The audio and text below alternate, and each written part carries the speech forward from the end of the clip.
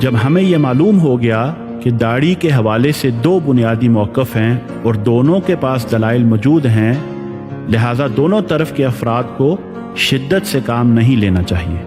اور نہ ہی داڑھی کے بڑے یا چھوٹے ہونے کو تقویٰ کا معیار بنا لینا دانش مندی ہے، بلکہ دین رحمت کے مزاج کے سراسر خلاف ہے، کیونکہ نبی کریم صلی اللہ علیہ وسلم نے فرمایا، اللہ تمہارے جسموں کو نہیں دیکھتا اور نہ ہی تمہاری صورتوں کو دیکھتا ہے، بلکہ وہ تمہارے دلوں کو دیکھتا ہے۔ پہلی بات، داڑھی کے خلاف محاذ آرائی کرنا، انبیاء کے طریقے کو کفار، انتہا پسندوں اور دہشت گردوں کا شعار قرار دینا، داڑھی رکھ کر خلاف اسلام کام کرنے والوں سے خبردار کرنے کی بجائے داڑھی سے جان چھڑا لینا، یہ سب درست نہیں۔ اگر چند قانون شکن عناصر اور سماج دشمن پولیس کی وردی کا غلط استعمال کریں تو بجائے یہ کہ ان جعل سازوں سے خبردار کیا جائے، وردی ہی سے جان چھڑا لی جائے، کیا یہ دانش مندانہ طرز عمل ہوگا؟ دوسری بات، رسول اللہ صلی اللہ علیہ وسلم کی جو حدیث آپ نے بیان کی اس کے الفاظ پر غور کیجئے، ان میں اعمال کا لفظ بھی ہے، ان اللہ لا ينظر الى صورکم واموالکم ولکن ينظر الى قلوبکم واعمالکم، کہ اللہ تعالیٰ تمہاری صورتوں اور تمہارے اموال کی طرف نہیں دیکھتا بلکہ وہ تمہارے دلوں اور اعمال کی طرف دیکھتا ہے۔ صحیح مسلم 6543۔ تیسری بات، آپ حدیث کے مطابق داڑھی بڑھا کر داڑھی کٹوانے والے کروڑوں افراد کی مخالفت پر آمادہ نہیں، جبکہ داڑھی بڑھانے والوں کی خود ساختہ مخالفت میں شدت اختیار کر کے داڑھی بڑھانے کے نبوی حکم کو ترک کرنے پر آمادہ ہیں۔ اور آپ صلی اللہ علیہ وسلم نے فرمایا، بے شک بدن میں ایک گوشت کا ٹکڑا ہے، جب وہ درست ہو جائے سارا بدن درست ہو جاتا ہے، اور اگر وہ بگڑ جائے سارا بدن بگڑ جاتا ہے، بلا شبہ وہ دل ہی ہے۔ یعنی تقویٰ کا تعلق دراصل ہمارے دل سے ہے، نہ کہ ہمارے ظاہری حلیہ سے ہے۔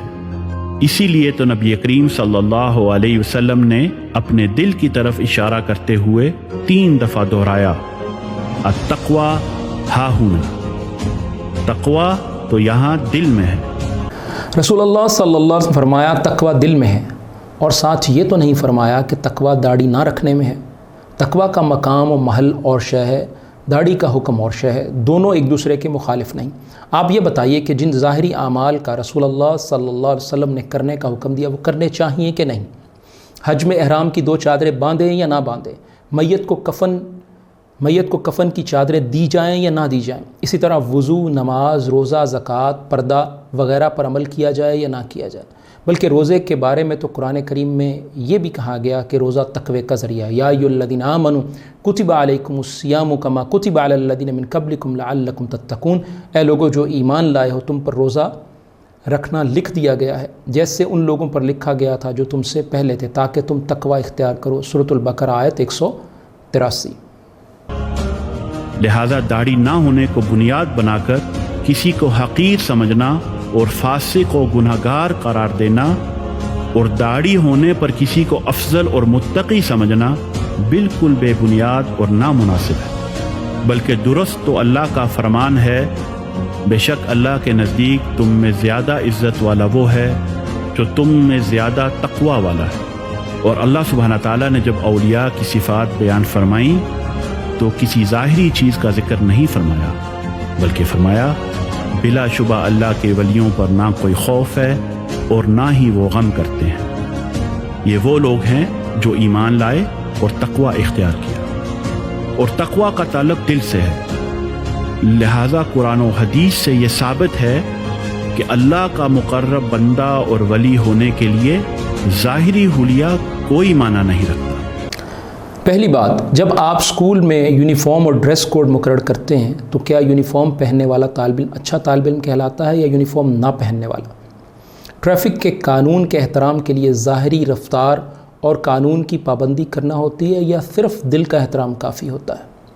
دوسری بات، اللہ رب العالمین نے قرآن کریم میں ارشاد فرمایا لیس البر ان تولوا وجوہکم قبل المشرق والمغرب ولکن البر من آمن باللہ والیوم الآخر الی آخر الآیہ،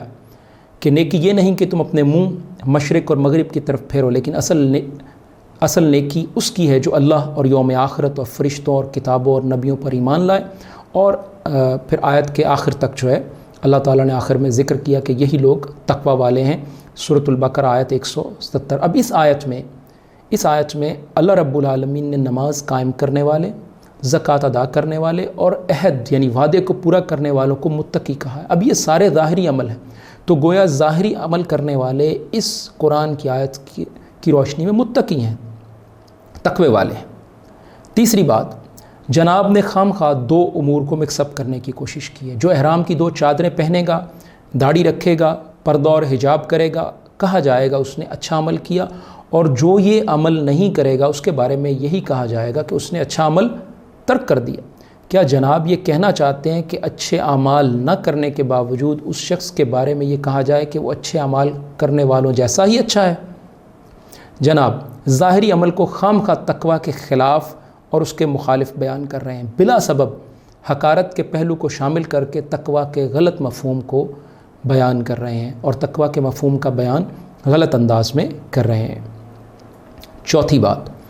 ولی کے بارے میں اللہ رب العالمین نے حدیث میں فرمایا کہ وہ فرائض پر عمل کرنے سے اللہ رب العالمین کے قریب ہوتا ہے۔ من عاد لی ولیا فقد آذنتہ بالحرب وما تقرب الی عبدی بشیء احب الی مما افترضتہ علیہ۔ رسول اللہ صلی اللہ علیہ وسلم فرمایا، اللہ تعالیٰ فرماتے ہیں کہ جس نے میرے کسی ولی سے دشمنی کی اسے میری طرف سے اعلان جنگ ہے، اور میرا بندہ جن جن عبادتوں سے میرا قرب حاصل کرتا ہے اور کوئی عبادت مجھ کو اس سے زیادہ پسند نہیں جو میں نے اس پر فرض کی ہے، یعنی فرائض اللہ تعالیٰ کو بہت پسند ہیں، جیسے نماز، روزہ، حج، زکوٰۃ وغیرہ۔ صحیح بخاری 6502۔